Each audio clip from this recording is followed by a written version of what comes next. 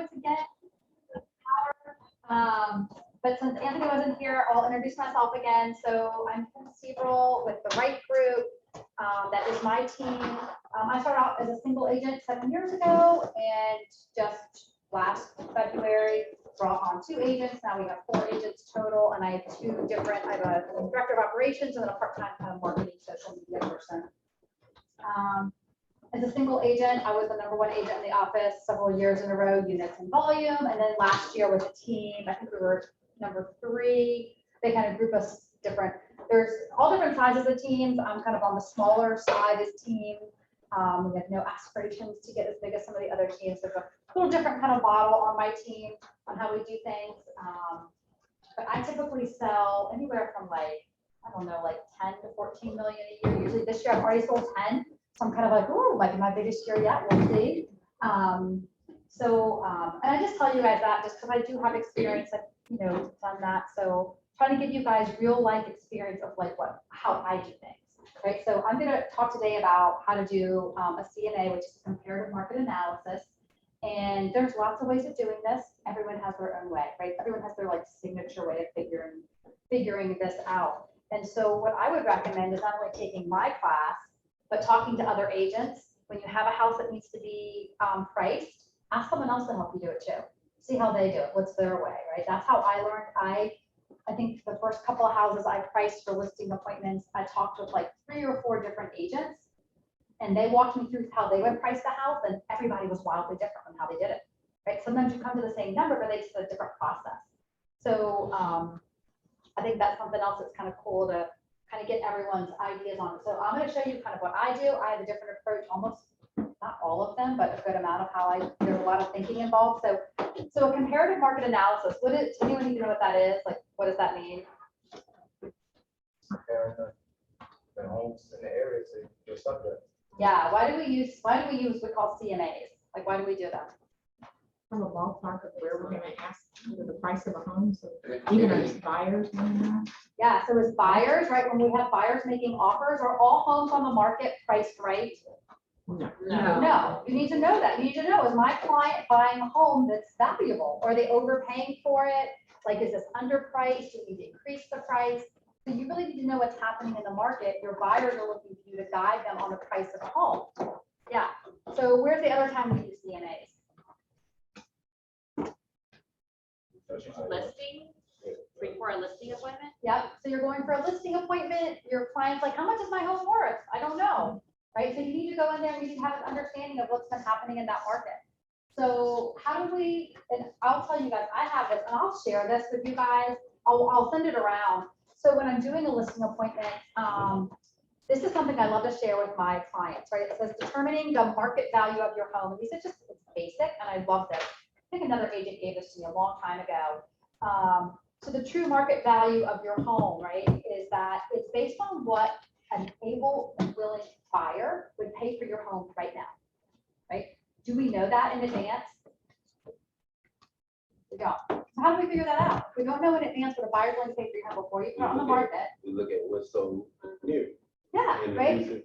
So common sense says like, hey, house ABC Main Street looks just like the house 3 doors down that just sold last month for this price. So if a buyer was willing to pay $300,000 for this house, come over here, a month or 2 later, would they still be willing to pay $300,000 for this house, right? So it's kind of looking at how comparable is your home to others. Are all homes always the same? So here's the tricky part, right? Sometimes we have neighborhoods where all the homes, thank goodness, are almost all the same models. Like there's like 4 different models. So those homes are really easy to find a comparable property for, right? There's lots of homes that look like it. Some neighborhoods are really different. Some areas, the house is not in a neighborhood, it's an outlier, it doesn't look like everyone else. So anyhow, so I'm going to pass this around, let you guys look at this. So it talks about the true market value is, what buyers are willing to pay today. So there's a little bit of what I would call an art and a science to doing a CMA. So the science of it is kind of almost like what an appraiser would do. So when you're doing a CMA, you're thinking about how would an appraiser look at this home? So if you price the home at $300,000, let's say you're going to be the listing agent, right? And an appraiser comes in and says, "Oh, you missed the mark. It's really $250." right? That's gonna be a problem for the deal. So you need to kind of think like an appraiser. That's the science. That's how I think about it, right? The science, that's the square footage. That's the price per square foot. That's looking at other comps and like looking at the hard numbers of how does this house compare number wise. But there's also an art to CMA. So anyone have a guess at what the art part of it might be?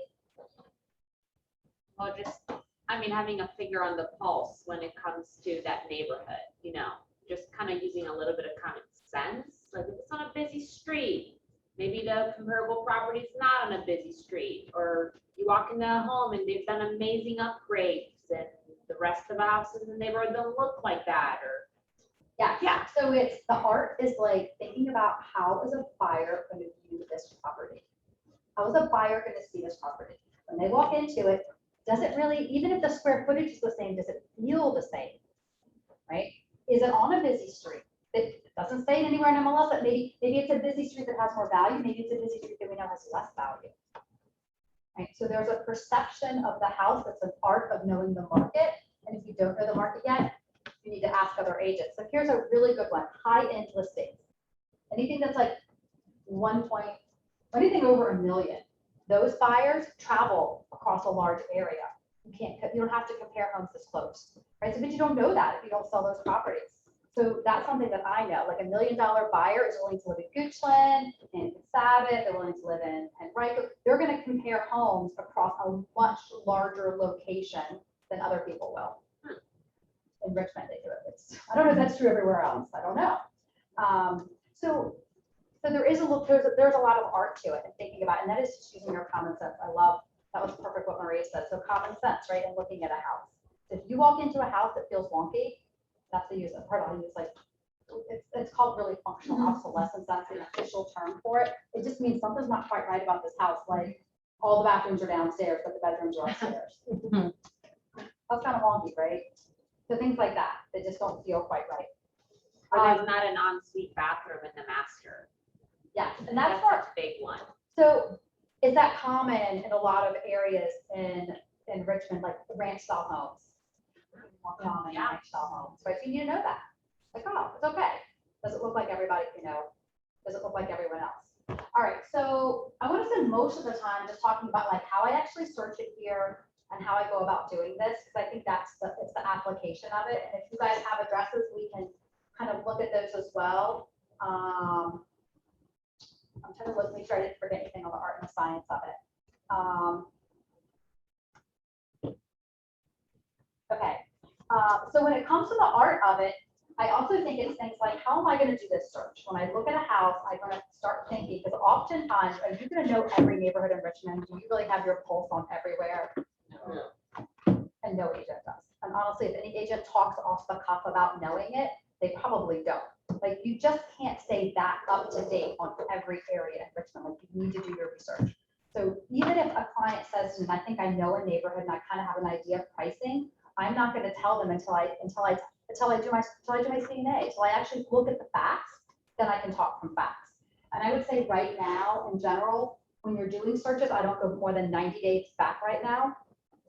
Typically we do 180, which is 60, that's 6 months, and that's what an appraiser uses. Appraisers are being asked to use 90 days now. So I'm going to use 90 days. And that's because why would that be right now? It's an anomaly for the market.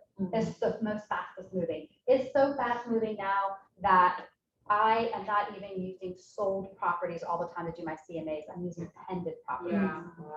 So I'm happy to go. So when there's a pended property, and I'll give you guys an example. Let's go in here really quick. of So what where I'm did you talking just about. click? Oh, just, okay. I see. Yeah, sorry, I'll go back. Did you see how I did that? Whoops. How did I get that up there on the top? All right, so this, I'm just in MLS. So I think I'm already logged in. So Yeah. this is my main screen. Your screen may look a little different because all of these boxes here, right? You guys know these boxes just move around however you want, right? So like your screen may look different than mine because you can like organize it however, and mine gets organized differently because I accidentally click on it and do it on accident. So anyhow, so when you're going to search, right? So there's the search. I always do the full search on everything. I don't do just a minor search. But the first thing I do when I have a property is I'm going to just put the address in up here on the line. So I'm going to use an address of a property that I have a client who's thinking about making an offer on this house. So this is going to be a buyer CMA that I'm going to do first, then we'll do a listing one. So you'll see both ways of doing it. And we can use different, I picked kind of two easier properties that actually are in neighborhoods, so it was a little easier to comp it, but I'm going to do another one for you that did it. And I'll show you what that looks like too. Hey, Kim, question, is there a rule here that you have to provide a CMA to your buyers before you make an offer? No. No, Okay, no rules. Okay. But like, and honestly though, when my clients, this is very common. So you're meeting with a buyer, they love the house, and they're like, we hear that, there's multiple offers, and we're gonna, they're prepared to kind of like go above and beyond the listing price. But you still need to double check it. It's like, what if that listing agent, this is the truth, what if that listing agent has priced that home wrong and it's way overpriced already? Mhm. Do you know that? Your client is looking at you to protect them, so you do need to be able to figure that out. And this is going to be a great example of it. Okay, so when you're searching, the first thing I do is I just put the address up here, because if I put the address up here, it's going to show me anything that's been recently. It's going to show me if this house has been expired, if it's been sold recently, anything. It's been listed multiple times. Don't put Court Lane Drive Road. This system is so picky. So if you try to find something, you can't just keep taking things off. The less information you put in, the better. So when I search it, here's what comes up. So it has, a lot of things have happened here, right? So what do I know right off has been going on with this property? Yeah. Okay, and I need to look back. So if I look at the expired, I don't know, if I open up the expired here, this expired, and I have to go down here at the bottom, right here. That was in 2006. That's a while ago, right? But look who the owner was then. Right, Ryan Holmes. So this was the original. So it's not like someone had put it on the market recently. But what else do you see on here? What are these right here? well, for rentals? It's been a rental. Okay, so is that important to know for your client? Like, hey, this property's been a rental. Sometimes people will tell you it's been a rental, sometimes not. It's important to know. Like sometimes with rentals, investors take care of their properties well, sometimes they don't. Right, so that tells me like maybe there's going to be some surprises here. Maybe I need to ask how well have they maintained it. This property, I actually called the agent who's selling it. He's the one that's been leasing it for them. And the HVAC is really old. It's like original 2006. And I said, hey, have you been maintaining that? He's like, no. Right? It hasn't been maintained at all for every 6 months. You can ask those kinds of questions. So it helps you to see this. This is more than just a CMA, but I think it's helpful to hear this stuff. Mhm. Okay, here's where it shows the closing. So I can open this up. The nice thing about closing is I can see this is the last time it was sold, in 2007. I can look at all the pictures, and I'm not going to look at them for very long. I kind of go through them like this. I'm like, oh, here's what I'm looking for, pictures. Okay, I'm gonna go back. I'm looking for the exterior of it. It looks pretty neat. I know it's a maintenance-free community already, but I can look at the pictures of when it was sold. And I can see, are there any changes between this listing right here and how it looks now? Are there any upgrades to it? I'm like, no, it has wood floors now. It had wood floors then. I've already seen the property. Yep, the kitchen looks exactly the same. Nothing's been updated or changed. That's all the same. All right, not that many pictures.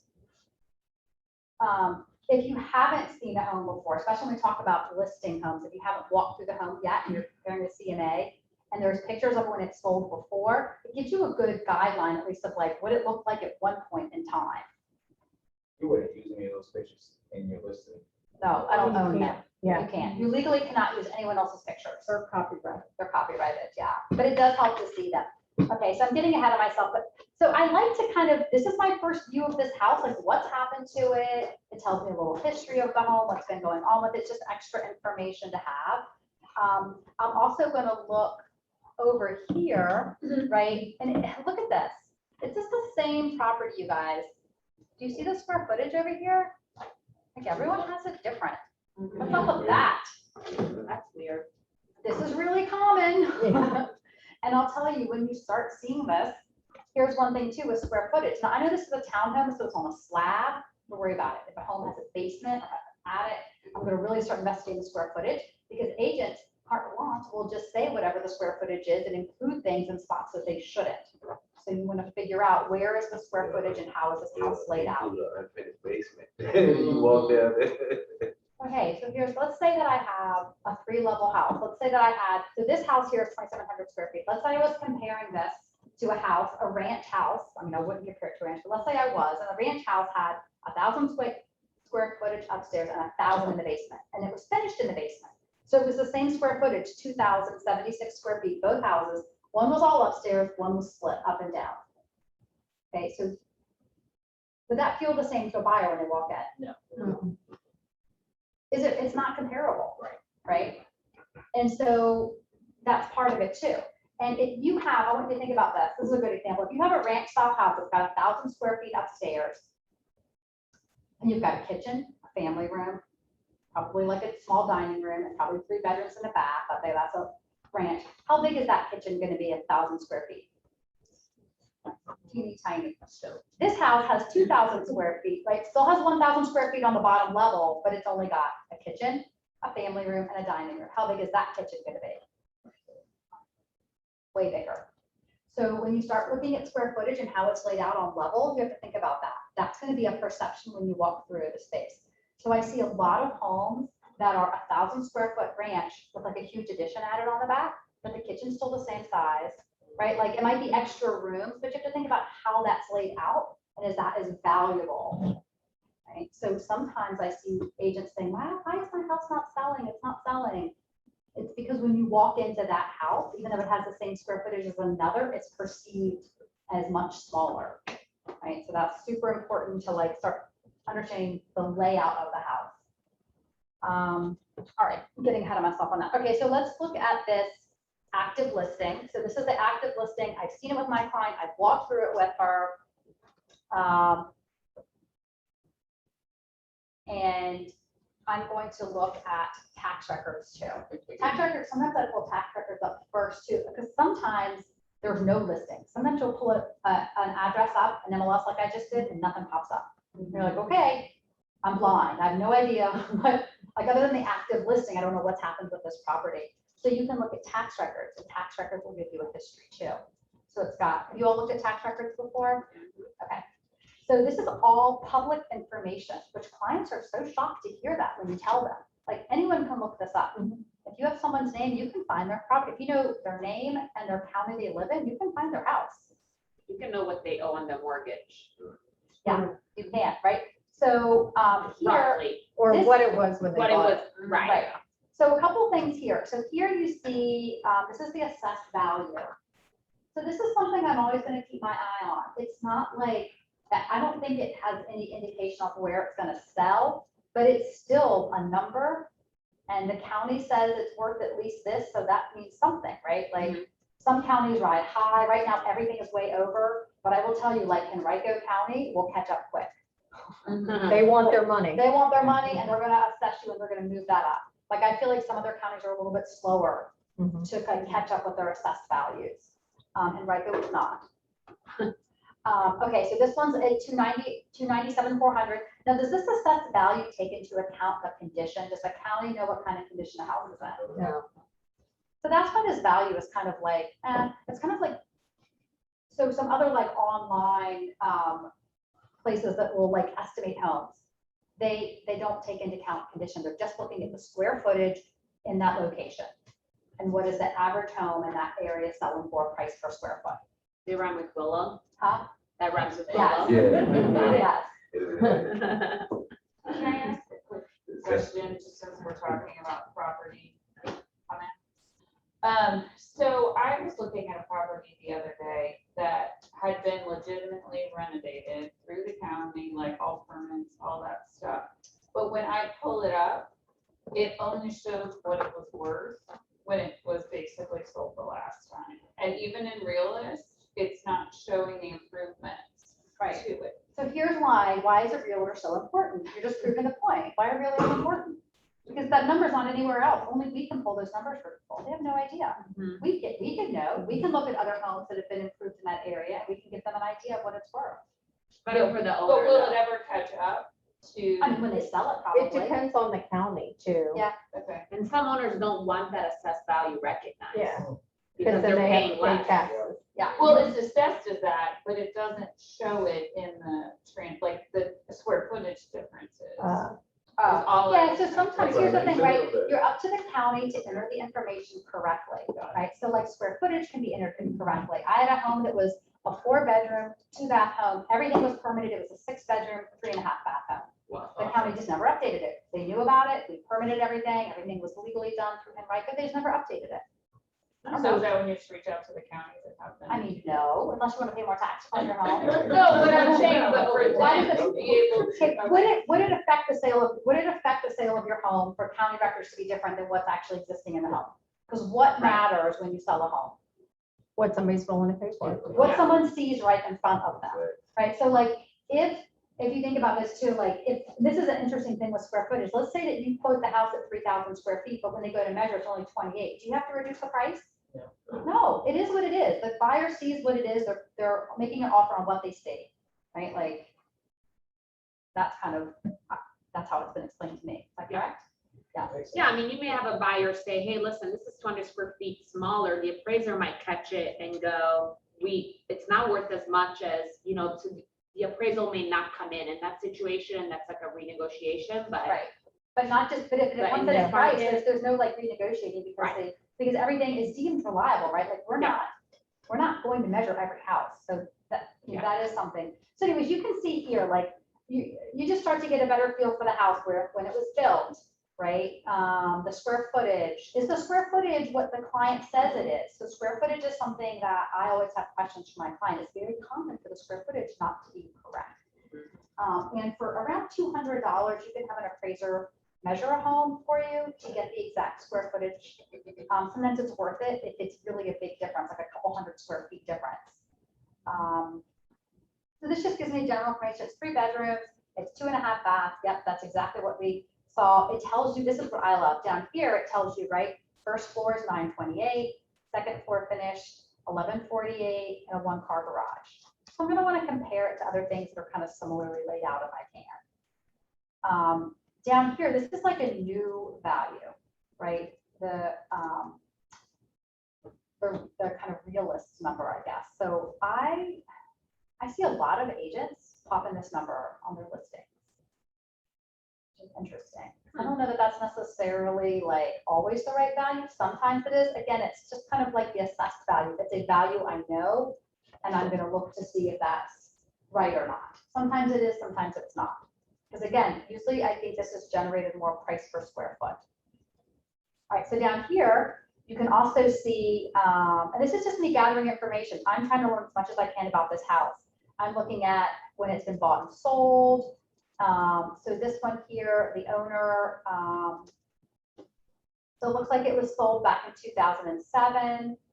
And now the people that owned it from then are the ones that are selling it. So it only changed hands the one time, right? So here's where, right here, it was owned by Eagle, then this family bought it, then this family bought it, right? And you can see how much they owe on it. So they owe 226, which is that a good thing? If the house is worth, we think around Yeah. 300, that's good, right? If They they got owe, some play. if they owe 350 on the house, what does that tell you? Ooh. Uh-oh, right? There might be some negotiating involved there. Like, it might be a difficult sale. That's important for listings really to know that. All right, You so I'm can gonna, figure out how much they've paid down to based on, you do the math, 2012, it's been 10 years at 4.3, they might owe less than 228. right, they I- probably do. Yeah, I think it's always good to know when you go into a listing appointment, right? Because sometimes like the sellers don't want to tell you what they owe. They're like, well, that's my information. It's like, well, yes, it is. And tax records said you paid this for it 4 years ago. So according to my calculation, you owe this much. So you are at this point, and they're like, oh crap, like, Oh, yeah. Yeah, you know. But it is important to ask, do you have any second mortgages on it? Because sometimes I've had a situation where one of the spouses didn't tell the other, they took out a second, and so that changed what they needed for. here's the most common second mortgage you're gonna find with a second lien is somebody defaulted on their payments for a set amount of time. And they think that just magically Goes away. gets added on to the end of their original. It does not. It's a second. It's like a second. It doesn't just get added on to your original mortgage. It comes in as a second lien, and it can be, 14, 20,000. I had one that was 14,000, and we had a deal that was like barely making it, and once they had 14,000 more, right? They got a family loan so they could sell the house, but like, that's not a surprise you want. Yeah. So if you think it's gonna be someone who's tight, it is important to know. But anyways, I'm looking at all this information, so I kind of, right, so we kind of know more about this house now. So let's go back here. So when I'm gonna search, because this is in a townhome community, and here's what I do. I can look at this, and I can see, this is pretty encapsulated little area here, right? There's not a lot else around it. I'm probably gonna just compare it to the neighborhood if there's enough stuff in just the neighborhood. Right, so Richmond is a huge neighborhood to neighborhood kind of community. And you're making that decision based on it being kind of a. I know this area and I know it's just encapsulated right there. Yes, and there's not other townhomes. There are a couple other townhomes around it, but they're on the other side of Glenouth. They're on the other side of 64 and considered kind of a different pocket. So I kind of know that already. But aside from that, I know the most comparable properties are the ones that are closest together. So if I search, and this is Treetop Village, if I just go in here, I'm not going to search, and I do all these. I do coming soon, active, expired, what's leased, what's pending, released, sold. I don't always do sold non-MLS, but I'm going to say townhome condo. So I'm selecting all of these. So I want to see like what's happening in this neighborhood. Of other homes come on the market, and they're sitting and they've expired. Are they selling quickly? And then I'm going to do condo, townhome. If I want to do both, I can hit on mine. I hit command, and now I'm doing single family and condo. But I'm just going to do, we're just going to do the condo because that's what it is. And this is the villages. And you keep it 180 days? I'm not. I know this is not the villages, but this is Treetop Village. So I'm going to put this neighborhood in, Treetop Village, right? So I'm just doing subdivision. I'm doing nothing else. That's it. Like this is my broadest search possible in this little neighborhood. Oh, 3 matches. That's not bad. Right? So, so what does this tell us? So there's one other house that's active and it's been on the market for 10 days. The property my client's looking at already been reduced in 7 days, and one house sold in 4 days. And look at that price. What was the price it sold for? 335. Wow. 335. So like I'm looking at this already going, what is that? What is the 369 price? Like, am I thinking that's a good price already, or like a little overpriced? Like not even just a little bit of overpriced, right? Okay, this is a hot market. Why is the house overpriced? Trying to take advantage of some of them. Are they thinking someone's just not going to do their CMA? Like, I think some agents make offers without doing CMAs for their buyers. Don't do that. Don't do that, because then you're going to get this, right? All right, so I'm going to look at this house that sold. So I'm looking here. They're both 3 bedrooms. They're both 2.5 baths. Look at that, 2076, 2076. The same floor plan. Is it the same one? Because I'm going to be like, this is easy, right? If it's the same, you're like, score, easy. I don't need any other comps. I've got one comp that's the exact match. Like, I don't need anything else. Right. That proves it. All right, so I'm going to look at this to see. Oh, it was cash. Uh-oh. Okay, so maybe, so it was listed at 345. They took 335. Probably because it was a cash deal. Like sometimes cash is a little bit lower, right? All right, built in 2006. Yeah. I'm going to look at the pictures first. I'm a picture person. This is again the art. The art of, does this house look the same? So when you're looking at pictures, are you looking at their beautiful furniture? No. Try to ignore the beautiful furniture, but I will tell you guys, as a staged home versus empty home sells higher. Every single time in Richmond, buyers are fooled by cheap furniture. Question real fast. Was the other one brick on the outside and this is not? Would that make a difference also, or no? Because You're in you the don't- exact same community. What happens in these communities from townhome to townhome? Like when they're side by side like that? They try to change. It's a predetermined look on the exterior. The neighborhood's maintaining the exterior. It's all the same. Okay, I didn't know if it was. And honestly, even if I have a brick home versus a sided home, I mean, an appraiser might give that a little bit of a difference. And I don't give it too much of a difference unless my client wants a brick home and it really looks that substantially different. But if it's hardy plank versus brick, Yeah, it's not much of a difference. Okay, so let's look through here. It looks kind of the same. Oh my goodness, well, that's only good. did Right. outside. Okay, here's the exterior. This actually does look like the exterior of the home I looked at. This makes me think, what does this make you think when you see all these pictures? Something's wrong with the inside. So Yeah. something's Yeah. not- They There don't you let it show go. us. So when you list the house, don't do the exterior pictures first. Okay, and now they're taking us to the master. This is like how Weird. how not to list a house. Yeah. Right? People wanna see the kids in Master there. bedroom. This is the same. Here's what I'm looking at. It's got carpet. My master bath has carpet. It's got a tray ceiling fan light. Those are upgrades. Those are things that cost money. So carpet is favorable or is It's worth the more than same, it's hardwood? the same as what my client has all hardwood on the floor they're looking at and all carpet upstairs. So I'm looking for that same, Okay. does it match? Right? Okay. All right, there's another, the master just has carpet, not really anything to see. Again, I don't care about the furniture, but it does have molding. The one I'm looking at has molding, very similar. Okay, oh, interesting. This has an upgraded bathroom. So it's got it's got the frameless shower. This is nice, right? They put some money into this, right? Oh, that's an upgrade too. That's a little nicer than my client's. That's a little nicer. That's a newer counter and newer appliances, new lighting. Okay, where's the money on this picture? Molding. On the molding, Yeah. right? Like that. Oh, is that like, am I gonna give it more money because it has moldings? I'm not, because here is the art of it. It just means that a buyer's more likely to buy this and there'll be more competition for it. It's not gonna like really like increase the price of this home Yeah, sure. because it has molding in it, right? It's just, it's a value add is what it is. So if you compare this house to one without molding, the clients might gravitate to the one with molding and might make offers on that one before they make it on the plane. All right, another bedroom. This looks the same as the bedrooms. Carpet, carpet, carpet, right? Carpet and windows. All right, this bathroom, the other half, the other full bath upstairs had an insert saying if it has tile, that's a little bit of an upgrade. Tile is like $1,000 difference from an insert. Washer and dryers upstairs, same. This has a washer and dryer. Okay, so the kitchen. I'm going to look at the kitchen, the cabinets. These are 42-inch cabinets. They're taller to the ceiling. Looks like it has a quartz counter, gas oven, all stainless steel. They look newer, right? These look newer. That is quartz. That's a new sink. Starting the quartz. All right, mine has a cabinet pantry. Has hardwood floors down, hardwood floors,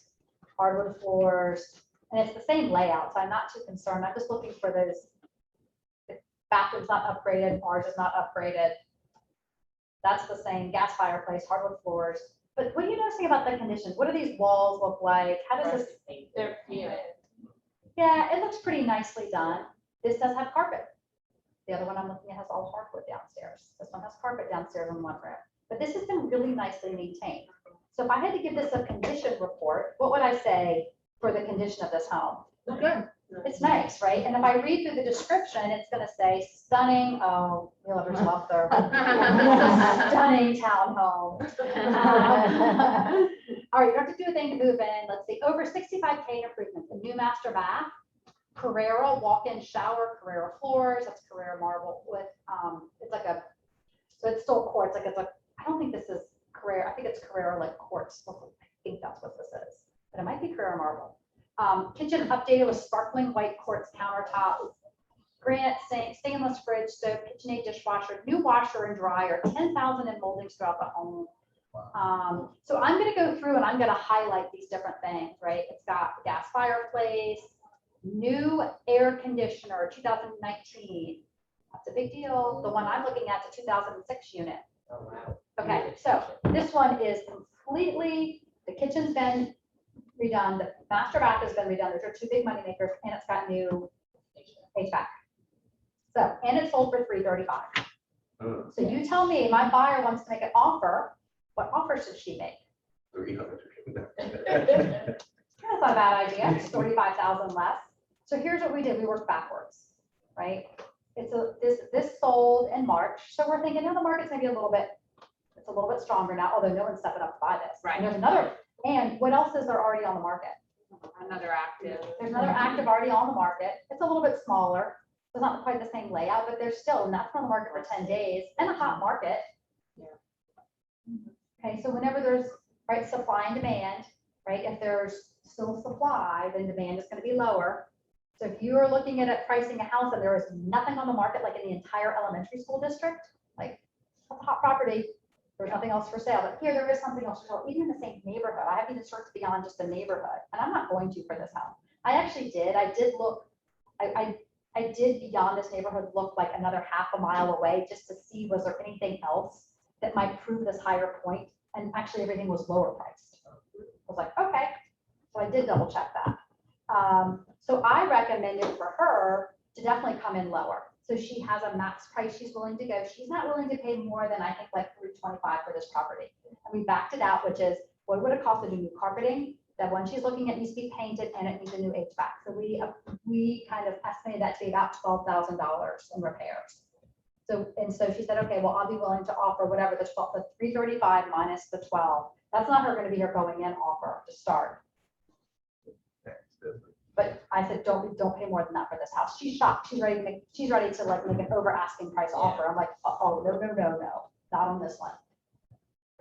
So don't assume. I just went for contract this weekend under asking price in the near West End.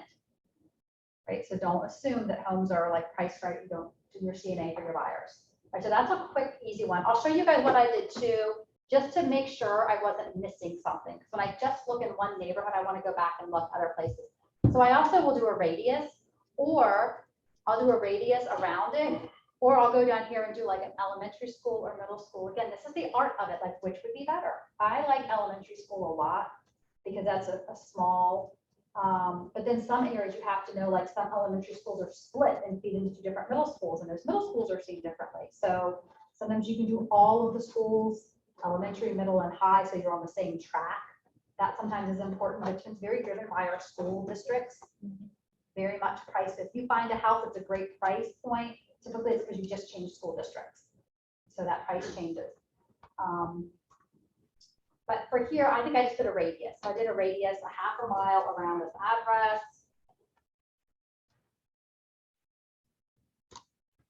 Stop.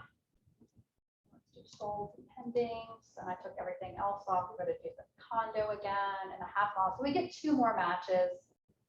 Let's see what it says. Okay, so there's one, look, 189, 219. They're smaller, but they're just lower prices. So does that give me proof that this price should be higher? No. That proves my like lower offer price, I think. I would look at price per square footage on those two and. Yeah, you kinda could. See where I'm at. But for me, because I had a dead ringer, I mean, that is, the townhome that just sold in March is the same as my client is looking at. Like, I don't really go beyond that. Like, that's enough for your buyer. That's enough proof for your buyer. And when I make the offer, I'm going to attach that MLS agent long, the old one, and say, hey, and I'm going to have the pictures attached to it too. Like, do you guys know how to do that? Here's what I do. I'm going to give the other agent proof that they can pass on to their seller, because when I make a low offer, this is beyond CMA, but if I'm going to make a low offer, I'm going to give that seller proof of why I'm making a lower offer, because I know whatever I send the listing agent, they're just going to forward on to their client, right? So if I do the hard work for them, they don't have to tell their client why I'm offering less. I'm going to tell them why, and it's going to be very succinct and very scientific. So I'm going to, if I want to export this, I will do like, I'll do a print, and I'm going to do here, agent long. I'll take off the agent long, and I'm going to do a photo gallery, 24 photos, right? And then if I say print to PDF, giving you guys all my tricks and tips here. Okay, this is the agent long that shows what this property sold for. And then right behind it is all the pictures of what the house looks like on the inside. And I'm going to go back and include more. That didn't include that. Enough of them. Okay, so I should have done the 50. So I'm going to attach this and say, hey, my client's making this offer based on this home that sold recently, that as you can see, had the kitchen redone, the master bath redone, and it's a new HVAC unit in it. No offense meant, but someone just paid $335 for a much more improved unit than what you have. Please see information below. And then I'm going to lay out, this home needs to be painted, new carpeting put in, and a new HVAC, probably within the next couple of years, because it's this age, right? And hasn't been regularly serviced. And therefore my clients adjusted the price based on that, using this as a comp, right? Can we just see how you did that one more time? How you Yeah. pulled that up? Yeah. Thank you. Okay, so when you are at the results, I marked the house I wanted to attach, right? I gotta go to print.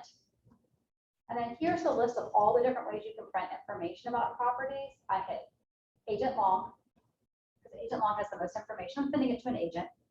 And then I have to hit Command on mine, and I hit whatever photo gallery. I'll pick 50, right?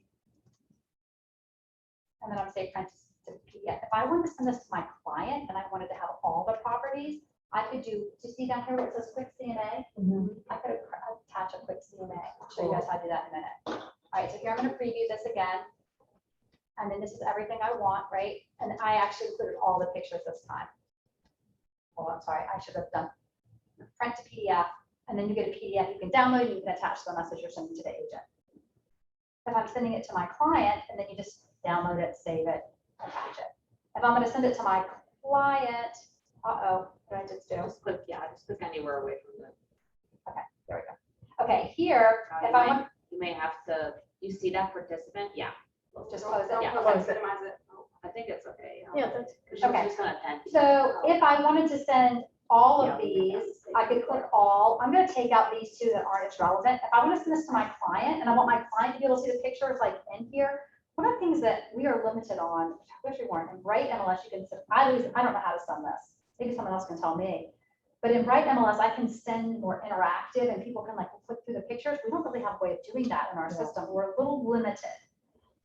So Can you not create a portal in the MLS through their client portal? but when you send them a portal, they don't see the sold prices. Ah, They can't see Okay. all of that information. Oh, It's like an active, it's a List. different view, right? So here's how I get around it, is I can go here and I can say print, and I can say, okay, I'm gonna send my client an Agent Long, which is gonna have all the descriptions. I can send them the photos and the quick CMA to the PDF, and this is the package I can send my client then. And what this, I did bump them no, out. somebody's trying No, to come in. it's no. Okay, so here it's gonna show them, here's the active listings, there's the other active listing, here's the active listing that they're looking at. Agent Long, are you guys familiar with Agent Long? Seen them? Here's the one that's sold, and see at the top, it's gonna tell them the date it's sold for cash, and here's the price. Do you walk your buyers through how to look at these? Yeah, so I'm going to talk them through it, but I'm gonna send them the information, because a lot of my clients like this stuff, I have a lot of really detailed people, they wanna see it. And then and I'm gonna give them a little synopsis, so it's like a summary in the email that I attach this to, but then I'm gonna call them and talk through it too. And it has all the pictures, so they can easily compare the properties I've shown them. I'm gonna flip through the pictures really quick. All right, to get to the CMA, this is what the CMA looks like. And this is the quick CMA that I use. I don't use anything else, just the quick CMA. There's a longer version. Does anyone here use the longer version? No, and the fact that you use quick makes me feel bad. Yeah, I just don't, I mean, seriously, like, do what? It depends on the client. Like I have other things, like the quick CMA includes a lot of different elements that I just, like I have my own packet that I give a listing person, so this is for the buyer. So this shows them active listings, it shows them what's sold. And down here, you start looking at the price per square foot, which I do look at. I didn't look at it with this one because this was the exact same square footage. I didn't have to worry about it. It was a little easier to do. But you can see it was at, that one sold at 167 a square foot, and or excuse me, 160, 137, and you can see these are listed at 177. I don't know where they're getting that 177 price, other than they just made it up. I mean, one of the listings actually says price well below other comparable properties nearby. I'm like, where? Where? I don't know. Looks like Blockhorn decided that they want to try to sell their house and just threw it on the market and. And then Barbara Court was like, oh, they're Yeah. price. So here's the thing, if you see other listings and they're priced somewhere, don't assume that your house is the same price. Like this guy one person did it wrong and the second person did it wrong. Yeah. Like, And no agent talked them sense into that. yeah, I mean, right? So anyhow, and then down here at the bottom, you can start seeing the averages. You can look at the price per square foot, which I think is important. You're looking at days on market here, right? I mean, anything over like 5 days on market right now, I'm kind of like, could be a deal, Investor special. right? Okay. So Hey, Kim, this is Juanita. Oh, I have a quick question. Sure. You may have answered it earlier, but I noticed this one was for cash. Is your client paying cash? In other words, do you make any adjustments for one that may have sold for cash versus one that may be for an FHA or something? Does that impact it at all, in your opinion? I would say in a normal market, yes, and this market, no.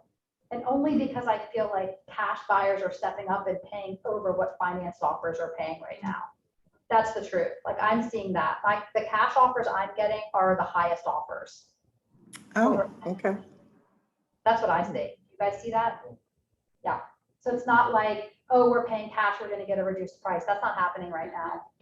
But I think it did happen here because the house had been on the market for a couple of days. And there was, you know, Somebody needed it. yeah. Yeah. And actually my client can pay cash and I encouraged her not to. What? Because she can just put down like 50% if she wants and just save the rest of Money in the it. market. Yeah. Why? You don't have to. There's no competition. There's no reason to offer cash.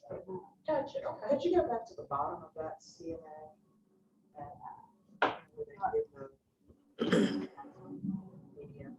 Yeah, hold on.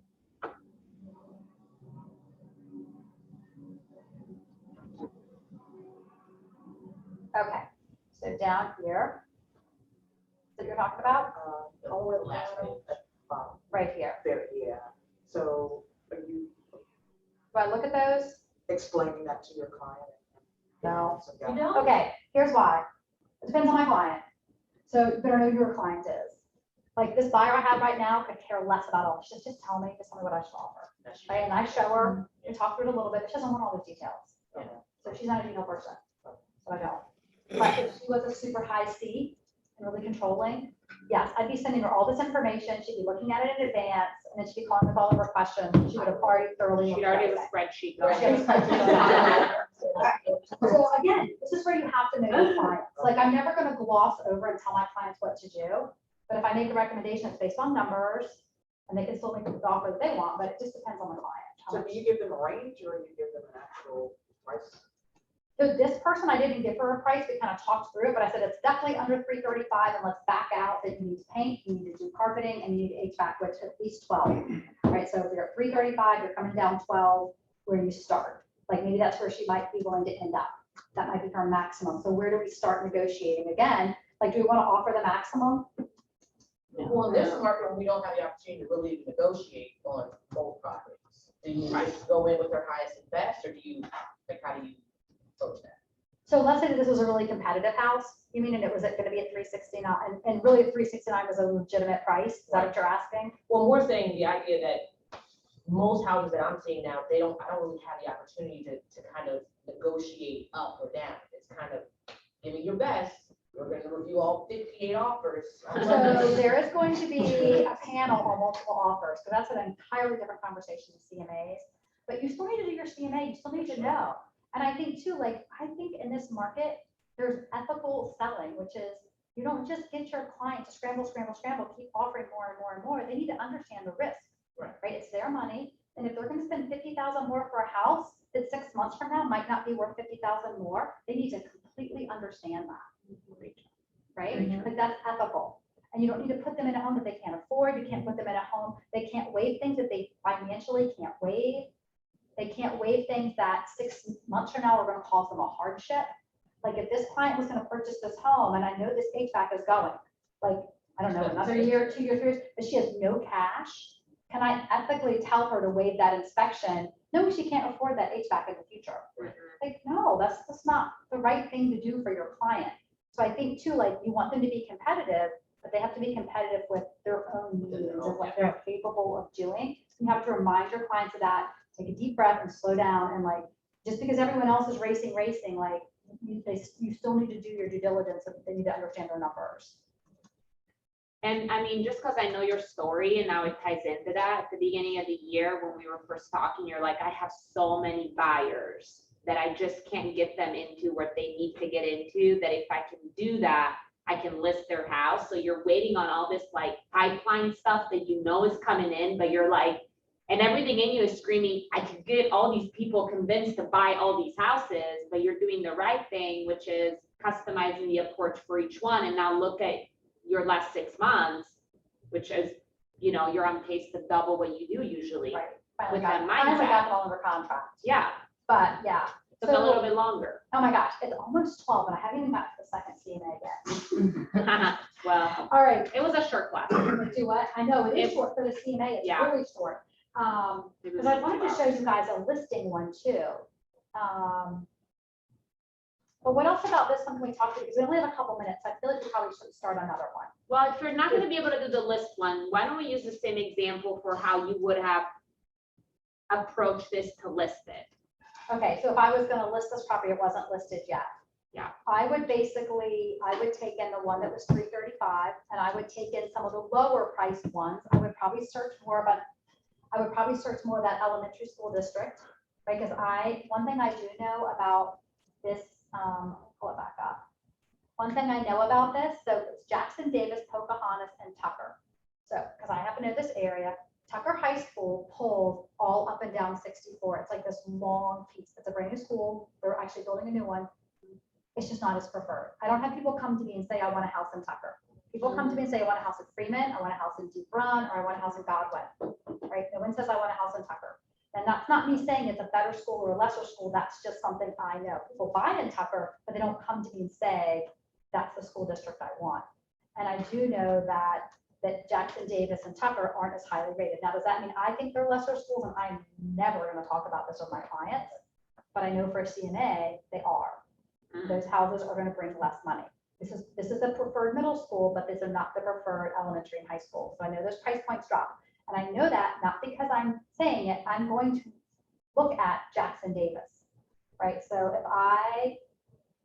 Do you use like greatschools.org to get their rating and all that? no.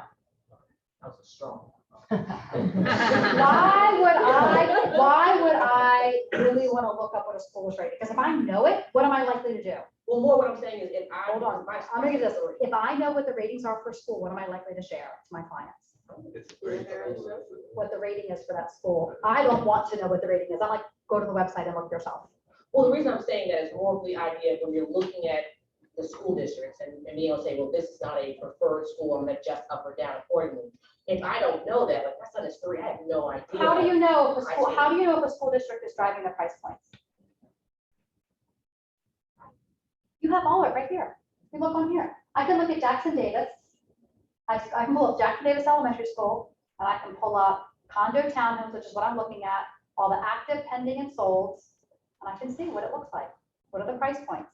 Okay, what do I see? It goes from 187 up to There's not a lot of active. 258, right? It's going from 169 to 274, 127 to 340. Here's one at 345. Oh, that's hard. Yeah, that's a 335 you're looking at. So what does this tell me? If I look at all of Jackson Elementary for townhome and condo, You're the highest in that whole area. it's the highest priced one. So does that lean towards like, I want to price this higher or lower? It's another point for lower. I don't have to know that Jackson Davis isn't as preferred. I can look at the numbers and I can see what the price points do there.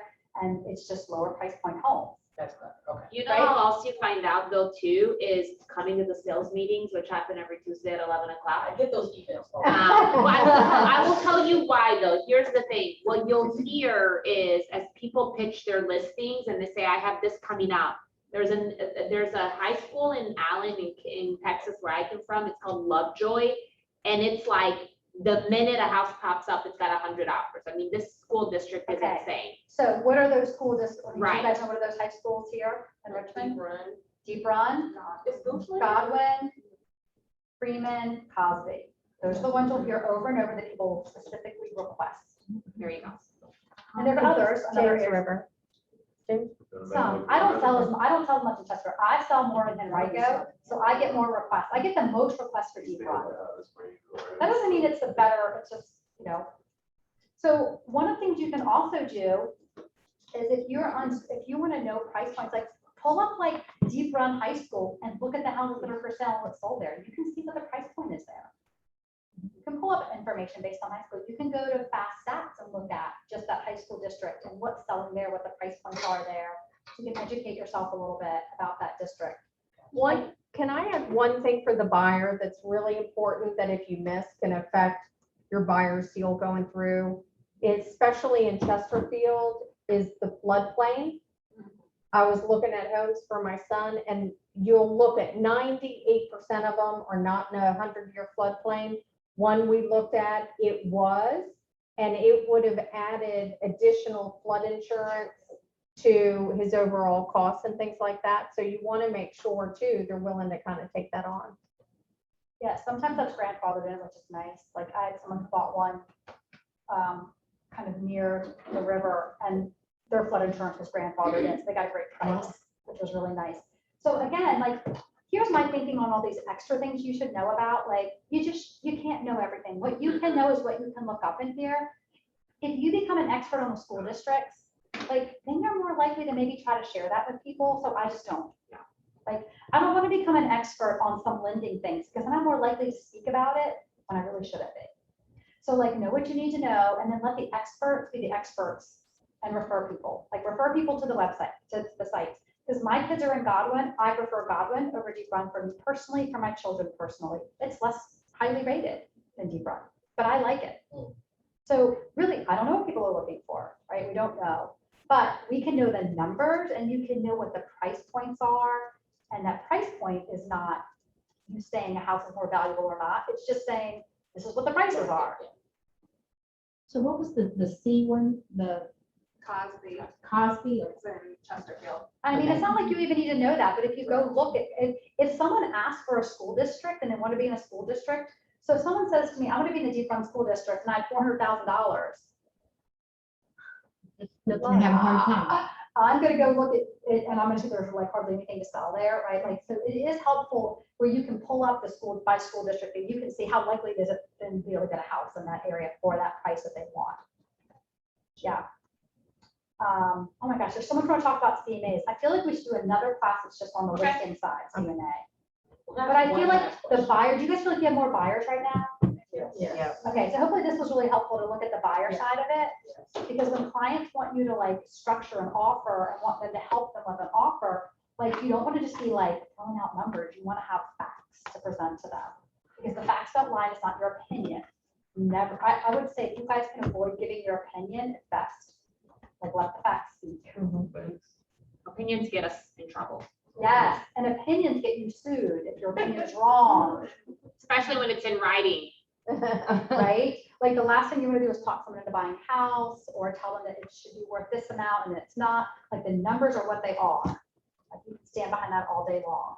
So, all right. So I know we're kind of right at time, but I want to take like 5 minutes and I want you guys to just one thing of value you got from today, one thing you learned, one thing you put into place, just whatever it is. To stay off of grade school. I love it. Instead, search it this way and go with it.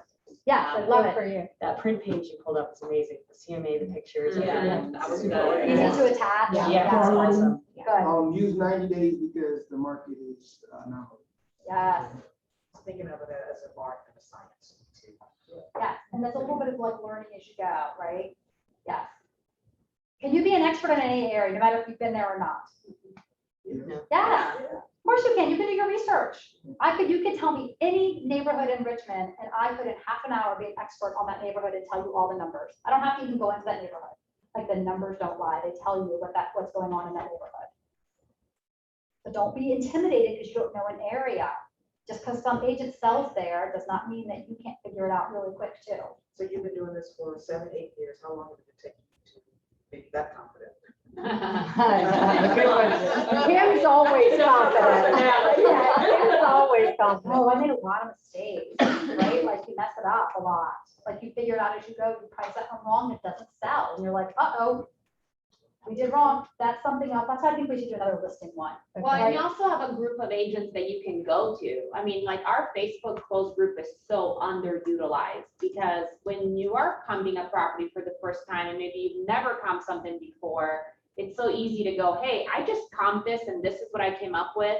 Who else is either sold in the subdivision, knows more than I know? Does this look right? Am I way off? Like, I think being vulnerable when you are new or not as confident is totally okay and allowed at KW. Yeah, so when my team does a new listing, they always send me their CMA and they almost never pull the same houses I do. So then we're like going back, like, why didn't we pull the same houses? Let's look at this.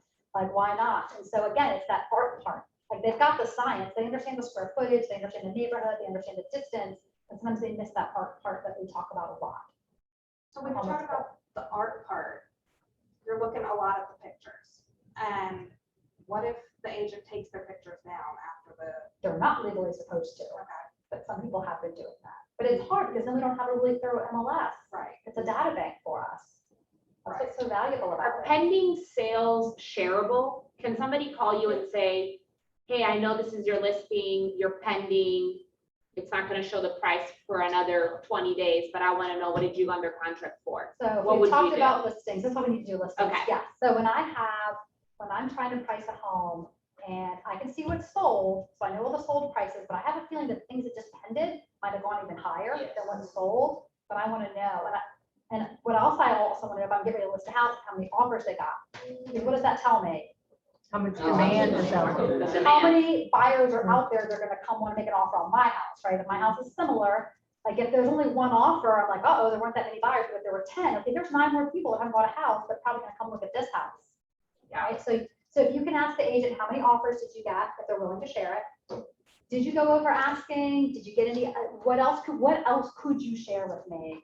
And I am shocked, agents will tell me Oh, everything. everything. Yeah. We're under contract at this amount and we waived these things, and with these things waived. But I You're know. allowed to tell the under contract price if another agent calls and You asks. shouldn't. I mean, I know I Okay. shouldn't. Hold on. If the client Now, gives you here's permission. what's the caveat? Like when could, yes, oh my gosh.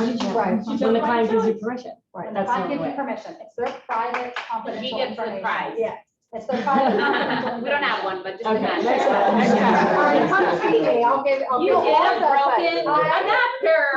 also ask things like, did you get any cash offers? Well, tell me sometimes, right? Because if there's cash offers out, like, it's different. Are we in a cash market when my client's got FHA loan? Like, I'm like, uh-oh. Yeah. It's gonna be hard to compete against.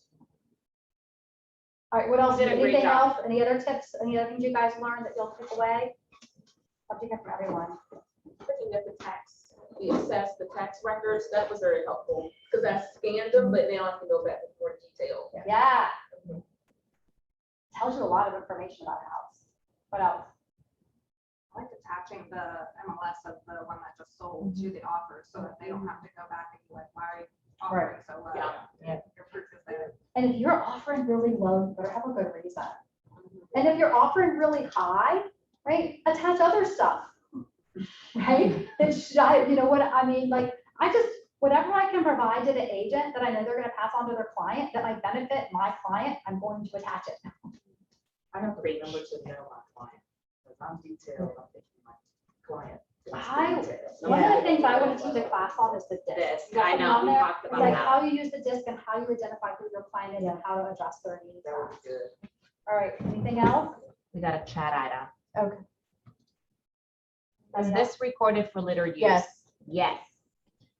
All right, so let's do another listing CMA. We'll go Yes. through a Okay. listing and how that's a little different. Hopefully this was super helpful. I feel like you guys are probably working with more buyers right now. And I think it's important to still do the CMA for them as well. Yep. Thank you. Okay, guys, I'm gonna end this. Bye. Yeah. And then make sure you upload it to the cloud. Okay. No, Yes. yes.